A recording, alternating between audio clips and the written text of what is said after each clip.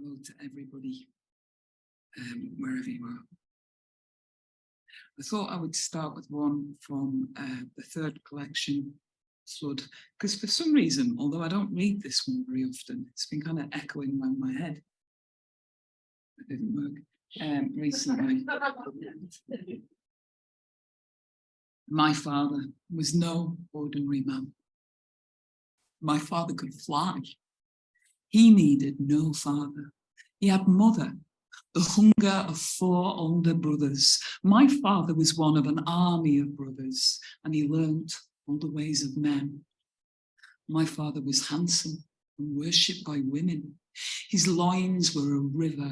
They flowed with his children, and he was the fountain of truth we all drank from, and when he held forth, we would not interrupt him. My father named every flower in the garden, each star in the night by their right constellation. He knew all the birds by their song, and they sang it. My father could never be wrong. His hands were a gun, and they brought down the rabbit. He fed us on flesh that was studded with bullets. There was fire in his fist. There was gold in his pocket. My father turned water to wine, and he drank it. He needed no prayer and no God, for he was the word, and he rang like a hammer. Oh, my father was victor. He rode on our shoulders. He rode deep inside us. We carried my father through hell and high water. We proved ourselves worthy of love, and his love was a river in flood. The sun made him happy. The truth was soft mud in his hands. Oh, truly, he was the truth, and he was the glory. He filled all the rooms with his song and his story. His whisper could silence a house. For my father bore pain that you could not imagine. His forearms were scarred and his fingers were broken. His lungs were a pit and his heart was a puncture. Oh, my father was hard and my father was tender, and his hand was a mark we will all wear forever.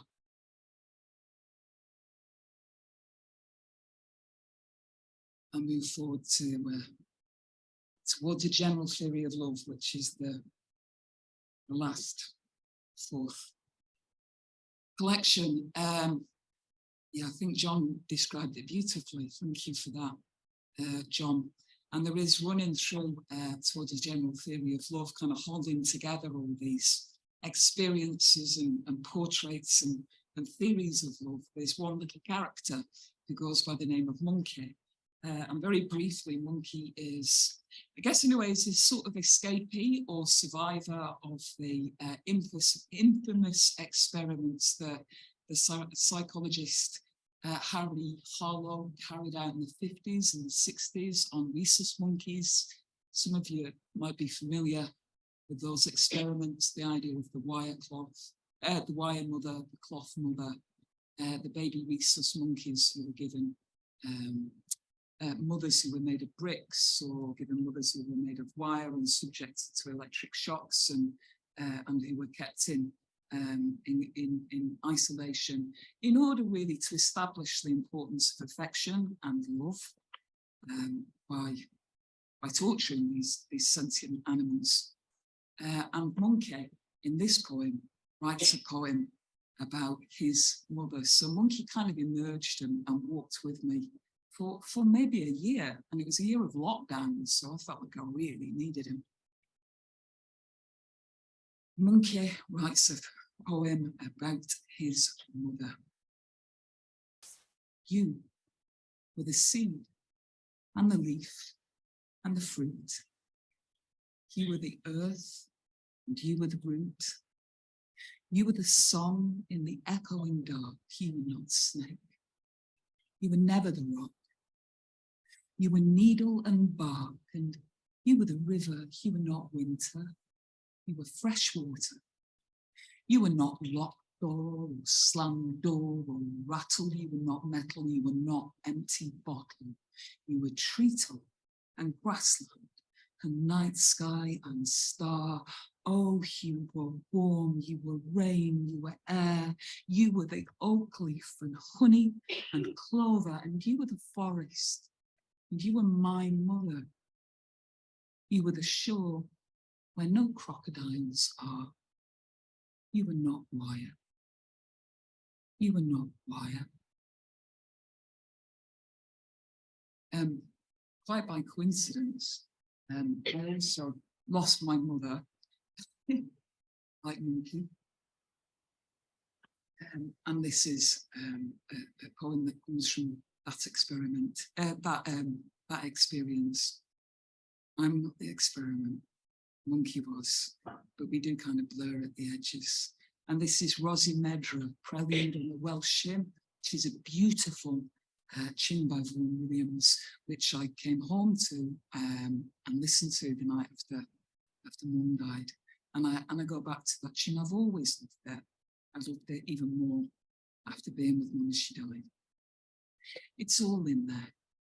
How soft her feet were after years of not walking. How her breath was so loud, it was like she was speaking. How the cello can hold it, how I couldn't believe it. It was more than a person could bear. How we woke to the sound of the stream in the garden.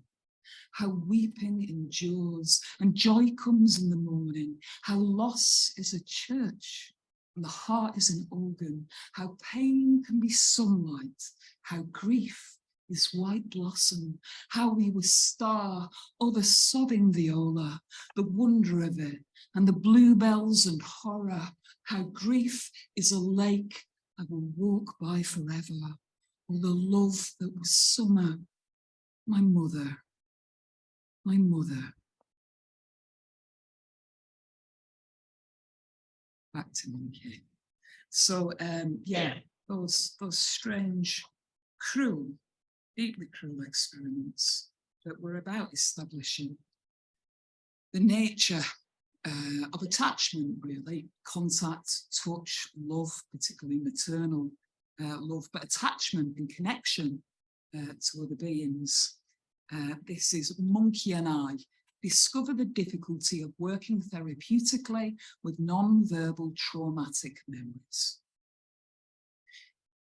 If I could put words to it, said Monkey, that would be half the problem solved. Poor Monkey. All he can do is scream, and that is unsatisfying. He is not convinced by body work, and he doesn't like dancing. Perhaps you could draw me your story, suggest. Needs the pen. Why are you frowning? Asks Monkey. He seems concerned. Perhaps he could mime me the little cage where he was kept, or express his aloneness with sand. It ends badly. We are trying so hard to reach each other. His body spells fear. Language is overrated, I tell Monkey, but he won't believe me. If I can't tell you my story, he says, I live there alone. Give me your hand, little monkey. Come look at the moon. But his eyes are an empty sky right now, and his face is an empty room.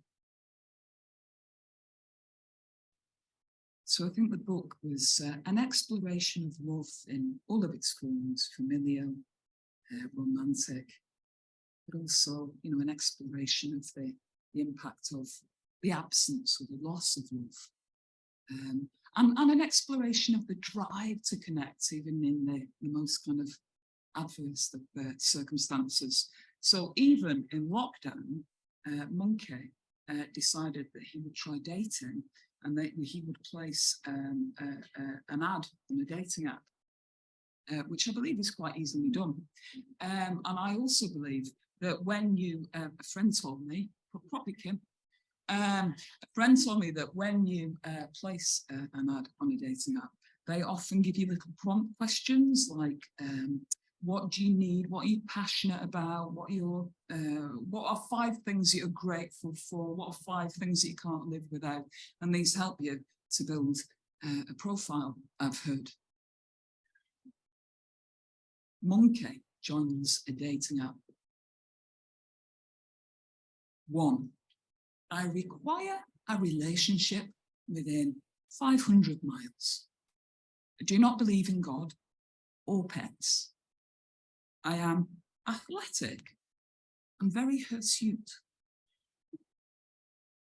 2, I am passionate about grasshoppers, rain, keeping warm, and sex from behind.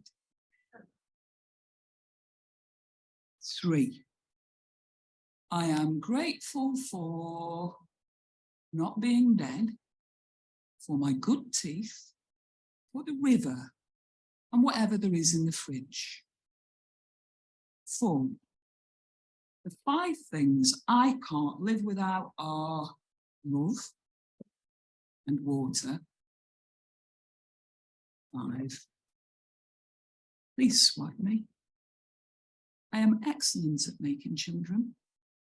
I avoid inbreeding. I can fish for ants with a stick. 6, though I do not own my own car, I am community-minded. I enjoy making new friends. 7, and also sex. I am good at climbing trees. It worked. We'll leave Monkey to that adventure. I think, what's that? I think we might move on to, I was going to move on to my daughter, but it feels entirely wrong to move on to my daughter. So I'm going to put some distance between Monkey and his advert. I tried to talk him out of it, but he's quite stubborn. I'm going to put some distance with a bit of William Blake. It turned out that Monkey also really likes William Blake, which is great because I'm a fan. My favourite William Blake poem is "The angel that presided all my birth said, little creature formed of joy and mirth, go love without the help of anything on earth." I kind of carried that with me like a poem for like 32 years now. Monkey has developed a fancy for William Blake. He puts down his book and tells me that Blake is part monkey and John Clare with his exquisitely sensitive eye. Dogs, he says, are also half monkey. He explains that to be kicked to the dirt, to know blood at the back of your throat, and not only to want to be touched, but to rage for it, you must be monkey. To be badger, to live in the night, and still to believe in the sun, to be cat, to see in the dark, to be dropped, and to save yourself, to be Blake, who hated the cage so much he rid his brain of it, to find angels in the street and take them home. I think I am starting to understand, to burn bright with it, to be naked and scarred. Monkey nods. I think this is an important moment of connection, but Monkey is already busy. He is scribbling on the pages of his book, and the full moon is rising, and Monkey is spinning. The dogs are all howling, the two of us dancing, and Monkey is grinning. I think I'll read just 2 more now. We'll read one from this book, 1 more, and then I think I'll go back to Flood for the final one. Let's see how we go. This is one for my teenager, Neve. Child protection policy. Once, everything felt like threat. Only my body could keep yours alive. I'd get up to check your breathing. It was shallow and warm on my cheek, and the whole world swam in its tide. I stared into the dark where no monsters were, built fences to keep you safe, put the matches on the highest shelf. I took on the wolf with my own weak teeth. Never would you not be my child. Would I not hold you, wrap you in blankets of stars, sweep stones from your path so you won't fall? I will hold your hand by habit on the road. And you ask, would I die for you? 1,000 times over. But the fences are growing smaller. You should climb them. I am giving you the matches. Now make fire.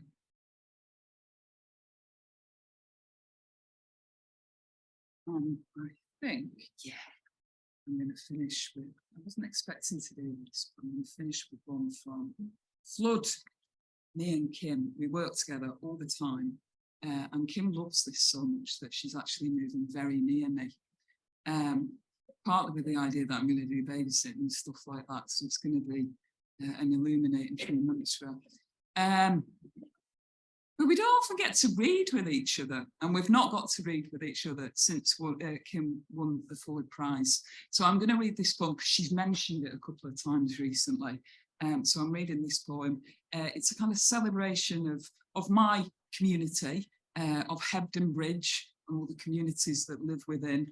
And it's a celebration of community itself, which I know is the theme of the festival. And it's a celebration, I think, of love and friendship and poetry and chosen family. And that's what Kim is to me. So it's with enormous happiness and pride that I dedicate this to Kim Moore and also to Hebden Bridge and community. I grew up in Burnley, and I've just said that in like a sepulchral funeral voice. If you're wondering where I grew up in Burnley. And then I moved over the hills to Hebden Bridge, which is a journey of like 10 miles and several million universes. Who knows what it's like to grow up outnumbered, to be 1 in 100, to talk the wrong talk, to walk the wrong path, to be laughed at and spat at, to get used to that stuff, to live the wrong life, to be from the wrong town, to not have the sense or the chance to fit in, to keep your head down, to dance the wrong dance with the wrong kind of man, to dance the wrong dance with a girl. My God, it took guts on those very cold nights in those very small boats. Each week I climbed Pendle in not the right boots, walked my heels raw in no coat, but they'd hung all the witches and buried the nutters. So it was back to the pictures and maps of old places, looking for names I might know.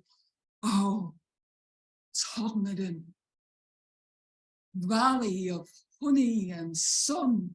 Oh, Hebden, oh, promised land. Over the moor's broad shoulder, down over its muscular arm, it was way more than home knit and joystick and dope, more than moorland and ruined farm. It was climbers and folkies and vegans and hippies and commies and junkies and straight-talking farmers and anarchist punks and hikers and drunks and peaceniks and loonies of various colours and lesbian mothers and day-tripping shoppers and artists and dreamers and rain-blowing sideways on communal houses in -10 winters and poets and sun on the stone. I grew up outnumbered 100 to 1. I found my own people, my kin. Thank you.